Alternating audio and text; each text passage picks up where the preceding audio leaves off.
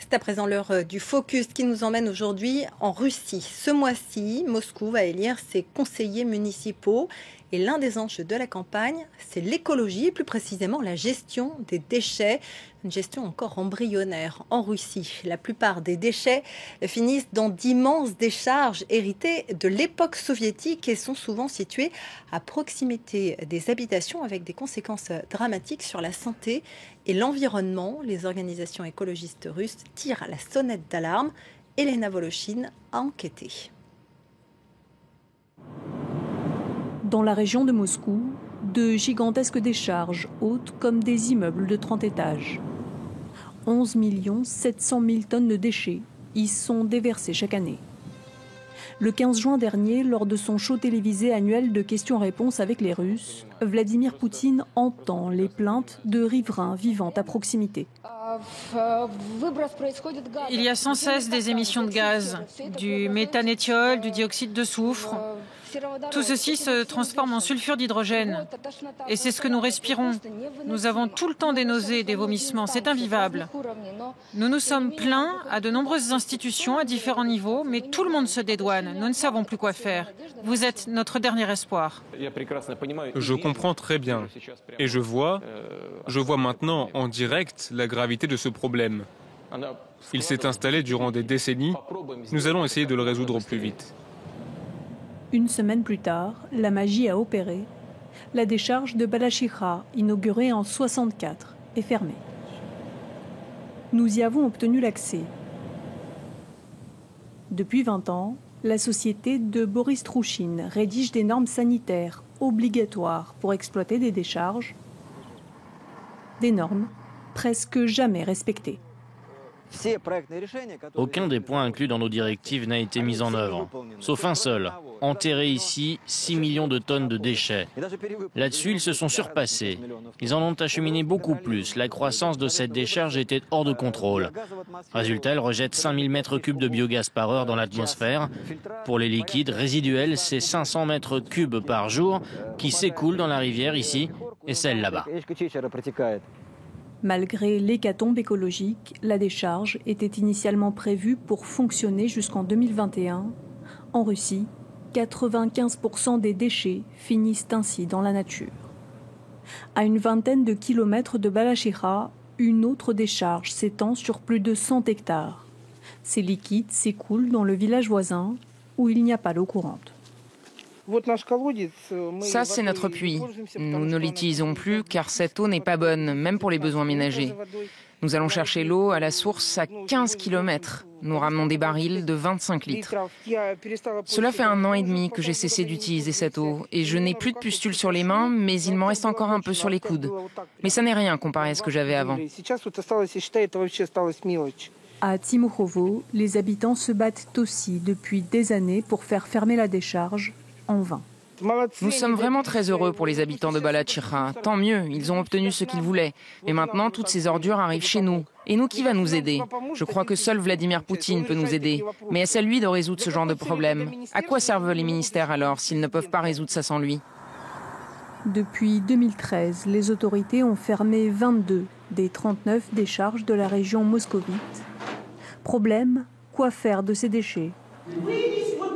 Le ministre de l'écologie régionale sillonne le territoire à la rencontre des habitants excédés. Je vous le répète, le 1er octobre de cette année, la décharge de Tsaryovo sera fermée. Inquiet pour son image, le ministre tente sans arrêt de nous empêcher de filmer. Enlevez votre caméra. À la fin de la réunion, nous lui demandons pourquoi la décharge de Balachikha n'avait pas été fermée avant la sortie médiatique de Vladimir Poutine. Nous redoutions que les déchets ne soient déversés dans le fossé le plus proche. C'est ce que nous craignions et c'est pourquoi nous ne prenions pas cette décision qui s'imposait. Il n'y a pas l'infrastructure nécessaire. Les sociétés de collecte subissent des surcoûts à cause de la fermeture des décharges. Mais nous devons les fermer car elles sont devenues intolérables. Parmi les solutions qui tardent à se mettre en place, un tri sélectif des déchets. Il existe sur le papier dans 9 des 12 arrondissements de Moscou. Les poubelles de tri sélectif les plus proches de chez moi se trouvent à plusieurs kilomètres. Je ne peux pas y aller à pied, je dois emprunter la voiture. Natalia Rosina a publié une étude sur le travail des sociétés de collecte qui ont signé des contrats à 3,5 milliards d'euros avec la ville de Moscou pour recycler les déchets. Ce point de tri sélectif est là grâce à une habitante du quartier. Elle a même fait le design. Les sociétés de collecte doivent installer des stands comme celui-ci d'elles-mêmes. Mais dans de nombreux quartiers, ce sont les habitants qui s'en chargent. Ils harcèlent la société de coups de fil et de lettres pour qu'elle ne leur installe. Mais ces bacs ne garantissent pas encore le recyclage. Nous en avons vite la preuve avec ces éboueurs venus les collecter. Dès qu'il y a des résidus alimentaires, on jette tout le container. Personne ne va s'embêter avec ça. Dès qu'il y a des torchons ou autre chose qui ne doit pas y être, on jette tout. Mais pourquoi ne peut-on pas faire un tri complémentaire ? Et où voulez-vous qu'on trie? Ça voudrait dire qu'il faut prendre tout ça, le ramener quelque part, engager des gens en plus pour le faire. Je crois qu'en Russie, tout le tri se fait plutôt dans les décharges. Là-bas, il y a un tas de SDF pour trier. Depuis le 1er janvier 2017, une loi interdit pourtant de jeter des matériaux recyclables et dangereux. Les autorités moscovites promettent de construire 13 centres de recyclage et 4 usines d'incinération des déchets d'ici à 2023.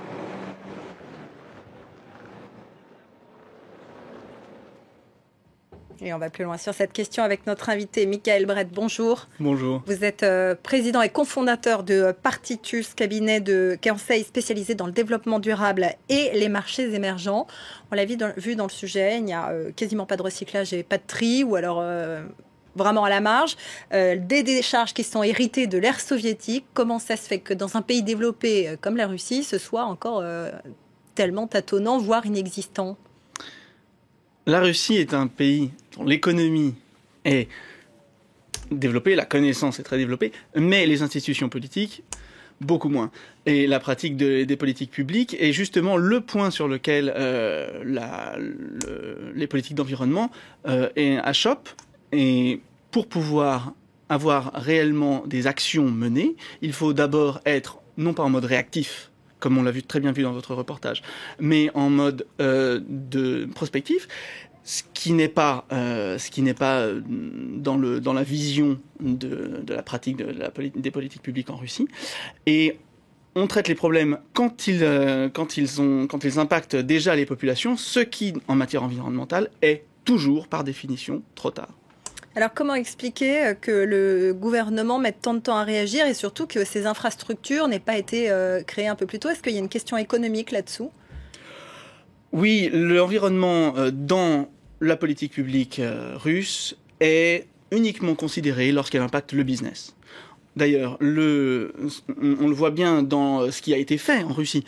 En matière environnementale, les seules choses qui ont été faites ont été sur la certification des forêts. Pourquoi ? Parce que l'export de bois vers la Chine, vers l'Europe, vers l'Inde, est une question essentielle pour l'économie. Et puisqu'il y avait des intérêts économiques, des choses ont été faites. Pour ce qui impacte les populations, on attend la catastrophe et évidemment, les ministres ne font rien tant que Vladimir Poutine ne dit pas « faites ceci ». Alors justement, Vladimir Poutine, son sentiment personnel sur l'environnement, sur l'écologie, est-ce qu'il a une petite appétence pour ça, ou est-ce que c'est vraiment quand il fait ces grandes réunions mensuelles où il s'adresse directement au peuple, que là, il fait une opération de communication et il agit, ou est-ce que vraiment ça l'intéresse ? Soyons clairs, c'est de la communication. Vladimir Poutine aime beaucoup aller dans la nature, chasser, il invite les médias pour cela, mais en ce qui concerne l'environnement, c'est une approche uniquement business qui n'est pas celle qu'on a pu développer pendant ces dernières décennies dans les pays occidentaux, de prévoir la manière dont l'environnement pourra servir au confort des populations. Alors justement, les populations, on a vu qu'elles étaient concernées au premier chef avec ces problèmes de santé. Elles respirent un air qui est vicié, l'eau est polluée, ils ne peuvent plus s'en servir. Ça, est-ce que c'est de nature à faire réagir les autorités ? Alors, ça aurait été de nature à faire réagir les autorités si ce qu'on appelle la société civile était écoutée en Russie. Les écologistes en Russie, qui ont commencé à voir le jour sous Gorbatchev, ont été totalement ignorés pendant l'ère Yeltsin pour des raisons de situation économique. On était trop pauvres pour pouvoir s'occuper de ces choses-là. Et sous l'ère Poutine, ont été pointés du doigt comme des ennemis de la Russie, des ennemis de la patrie. Donc, pour répondre à votre question, c'est justement le contraire. La Russie, le gouvernement russe, trouve que ces questions-là, si elles sont exprimées par la société civile, sont une épine du pied qu'il faut écraser, faire taire, et pour cela, ils prennent exactement le même genre de méthode que pour les groupes qui promeuvent la liberté de la presse, etc. en Russie. Ça veut dire que les ONG écologistes sont un peu maltraitées, un peu... Complètement maltraitées. Des actions administratives qui les font fermer pour des raisons X ou Y. D'abord, des campagnes de dénigrement extrêmement violentes. Si vous pensez que le gouvernement ne s'occupe pas bien de votre environnement, c'est que vous êtes un agent payé de l'étranger et que vous allez à l'encontre des intérêts de la Russie. Merci beaucoup, Michael Brett, pour cet éclairage très éloquent sur la Russie et sa gestion des déchets. Un plaisir.